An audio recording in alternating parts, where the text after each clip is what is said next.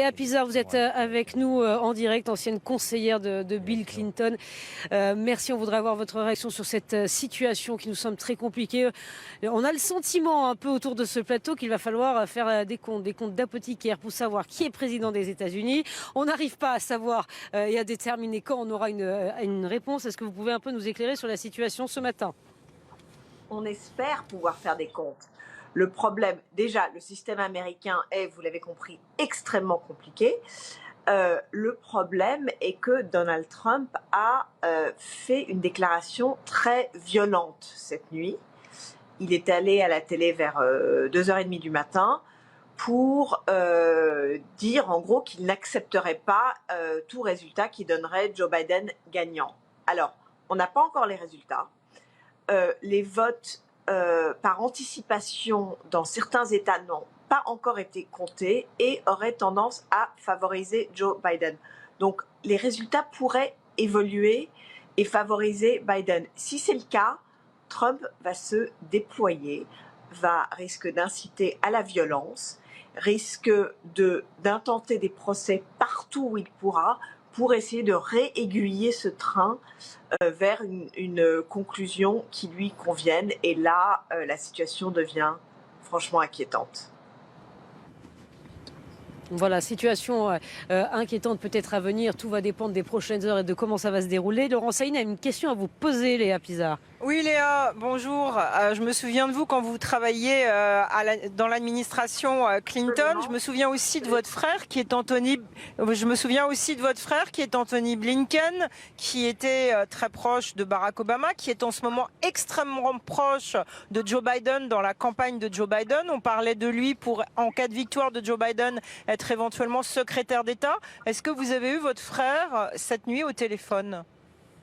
Je l'ai eu cette nuit au téléphone et il me dit la même chose, qui est qu'il faut être patient. On n'a pas encore tous les résultats. Tous les bulletins n'ont pas encore été comptabilisés. Mais évidemment, il y a l'inquiétude que je décrivais à l'instant de ce que pourrait faire, de tous les coups bas que pourrait déployer Donald Trump pour essayer de s'agripper au pouvoir.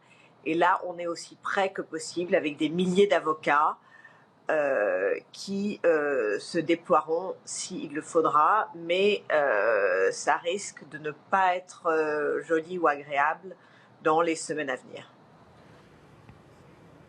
Est-ce que c'est une inquiétude strictement judiciaire, si j'ose dire, Léa Pizarre, ou est-ce que votre inquiétude, elle va au-delà sur des possibilités d'affrontement? Est-ce que Donald Trump, pour reprendre une expression tout à l'heure prononcée par Laurent Saïm, est en train de jouer avec une allumette dans une salle où il y a plein de barils de poudre? C'est exactement ce qu'il est en train de faire et de manière délibérée. Écoutez, plein de magasins près de chez moi à New York se sont cloisonnés par peur de violence, de casseurs. On est quand même très très inquiet et on n'est pas à l'abri de ces violences que Trump risque de savoir très bien fomenter. Vous savez, il a tellement à perdre en quittant la Maison-Blanche, s'il perdait, qu'il fera tout pour s'agripper au pouvoir. Il risque toutes sortes de problèmes juridiques, il risque même la prison, il ne veut pas partir, alors il fera tout ce qu'il pourra pour essayer de rester en place, même au prix de la sécurité de notre pays. Léa, est-ce que votre frère est déçu dans le camp Biden par ce qui s'est passé ce soir? Parce qu'on avait quand même l'impression, en suivant la campagne Biden, que tout le monde était déjà en train de se distribuer les postes il y a quelques jours. Il y avait des négociations qui, selon mes informations, étaient en cours. Est-ce qu'il y a une déception dans le camp Biden sur ce qui se passe ce soir et le fait que Joe Biden n'a pas été dans cette vague bleue que tout le monde pressentait côté démocrate? D'abord, personne n'était en train de se distribuer des postes. Je pense que le camp Biden, et j'ai parlé à de nombreuses personnes dans ce camp ces derniers jours, on ne prenait absolument rien pour acquis.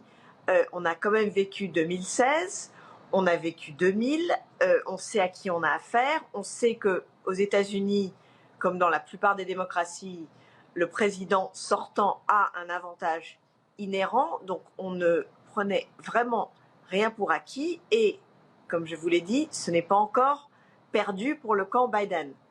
Ce qui inquiète tout le monde, mais depuis un moment, ce n'est pas le nombre de votes tel qu'il sera compté, c'est la réaction de Trump et ce qu'il pourrait essayer de faire pour changer le cours des choses. Et ça, on l'anticipe depuis un moment. Ok. Mais est-ce que vous avez senti encore une fois une inquiétude côté Joe Biden? On va vous retrouver dans quelques instants, Léa Pizarre.